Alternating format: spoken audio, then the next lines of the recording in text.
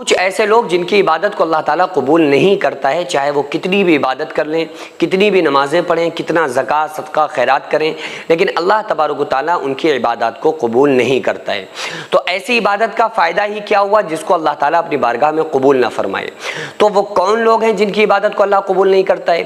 آخر کیوں نہیں کرتا ہے؟ وہ کون سی ایسی غلطیاں کرتے ہیں جس کی وجہ سے اللہ تعالیٰ ان کی ان عبادتوں کو بھی اپنی بارگاہ میں قبول نہیں فرماتا ہے؟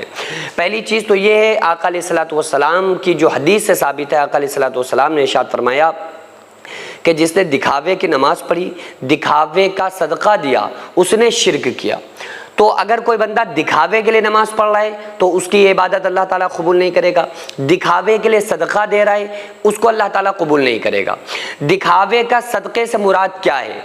اس کو آپ یہ بھی سمجھ لیں کہ کہیں کہیں پر اگر انسان دکھاوا کر رہا ہے اور اس کی نیت میں کھوٹ نہیں ہے، اس کی نیت اچھی ہے، تو ظاہر سی بات ہے، حدیث پاک میں آتا ہے انما الاعمال بالنیات، عمل کا دار و مدار نیتوں پر ہے۔ انسان کو وہی ملے گا جس کی اس نے نیت کی ہوگی۔ ایگزامپل، جو سوسائٹیز ہیں، جو بڑی بڑی سوسائٹی ہیں، میری بھی ایک آغازیہ ویلفیئر سوسائٹی ہے، اس سے غریبوں کی ہیلپ کی جاتی ہے، امداد کی جاتی ہے، تو ان کو بعض مرتبہ منظر عام پہ لایا جاتا ہے اس وجہ سے تاکہ لوگ زیادہ سے زیادہ جوڑ سکیں، ایک بڑے پلیٹ فارم پہ کام ہو سکے، زیادہ سے زیادہ لوگوں کی مدد ہو سکے۔ تو اس کی بھی دلیل موجود ہے کہ ایک مرتبہ ایک صحابی نے ایک شخص کی مدد کی سارے لوگوں کے سامنے، ایک صحابی نے مسجد میں ایک شخص کی سارے لوگوں کے سامنے مدد کی۔ تو اس شخص کی لوگوں نے آ کر آقا علیہ السلام کی بارگاہ میں شکایت کی کہ یا رسول اللہ صلی اللہ علیہ وآلہ وسلم، فلاں شخص اس نے سارے لوگوں کے سامنے ایک غریب آدمی کی مدد کی۔ تو آقا علیہ السلام نے اس صحابی سے پوچھا کہ بھائی تم نے سارے لوگوں کے سامنے مدد کیوں کی، دکھاوا کیوں کیا؟ تو آقا علیہ السلام سے وہ شخص کہتا ہے کہ یا رسول اللہ صلی اللہ علیہ وآلہ وسلم، ہماری نیت یہ تھی کہ اگر ہم اس غریب کی مدد کریں گے تو ہمارے اس مدد کرنے کی وجہ سے دیکھا دیکھ بہت سارے لوگوں نے اس کی مدد کی، تو اس کا کام ہو گیا۔ تو آقا علیہ السلام نے ارشاد فرمایا تمہیں تمہاری نیت پر ثواب ملے گا۔ تو اگر آپ کی نیت ٹھیک ہے اور کسی انسان کو ذلیل کرنا مقصد نہیں ہے بلکہ لوگوں کی ہیلپ کرنا مقصد ہے، بعض مرتبہ ہوتا ہے کہ بھائی ہم نے اس لیے اس چیز کو اعلان کر دیا کہ تاکہ زیادہ سے زیادہ لوگ اس کی مدد کر دیں، تو یہ آپ کی نیت کے اوپر ڈیپینڈ ہے۔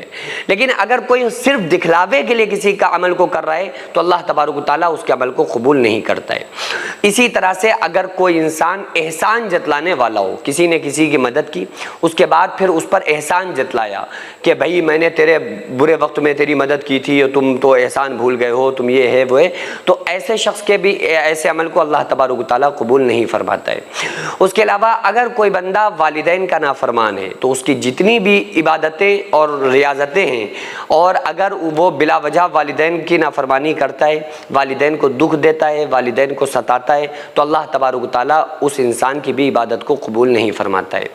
اس کے علاوہ اگر کوئی انسان پڑوسی سے لڑتا جھگڑتا ہے اور ان کے حقوق کو ادا نہیں کرتا ہے تو اللہ تبارک و تعالیٰ اس کی ان عبادتوں کا جو عبادت اور ریاضت کا جو اصل اس کو صلہ ملنا چاہیے، وہ خشوع اور خضوع اس کی عبادتوں سے چھن جاتا ہے۔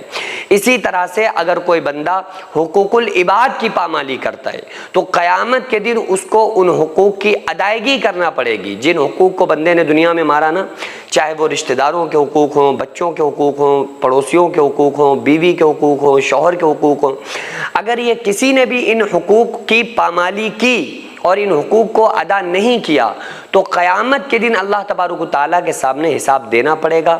جب بندہ حساب نہیں دے سکے گا تو پھر اللہ تبارک و تعالیٰ اس کے وہ عمل جو اس نے اچھے کام دنیا میں کیے تھے، ان نیکیوں کو اس بندے کے کھاتے میں ڈال دے گا اور اس بندے کو جہنم کے اندر داخلہ کر دے گا۔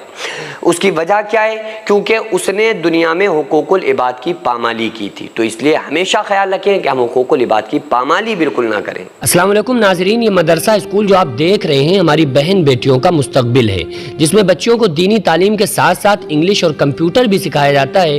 اس ہاسٹل میں الحمدللہ 12 کمرے 5 ہال تیار کر چکا ہوں، لیکن ابھی بھی کروڑوں روپے کا کام باقی ہے جس کو اکیلے نہیں کیا جا سکتا ہے۔ اس لیے آپ تمام لوگ ہمارے ساتھ مل کر بچیوں کا بہترین فیوچر بنانے میں ضرور حصہ لیں، اور ہر ہفتے 100-500 روپے آپ اس QR پر ضرور ڈالیں۔